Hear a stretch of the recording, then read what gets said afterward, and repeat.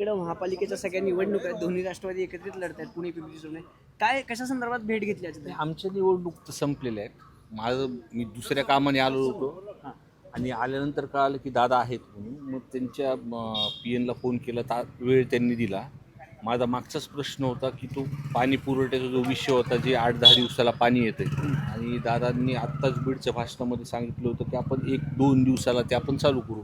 मग त्या विषयासंदर्भातली एक टेक्निकल माहिती होती, ती फक्त त्यांच्या कानावर टाकायची. पुणे आणि पिंपरी चिंचवडमध्ये दोन्ही राष्ट्रवादी एकत्र येतात. तुम्हाला वाटतं का आगामी निवडणुका जिल्हा परिषदेच्या आल्या तिथं सुद्धा दोन्ही राष्ट्रवादीने एकत्र लढवून?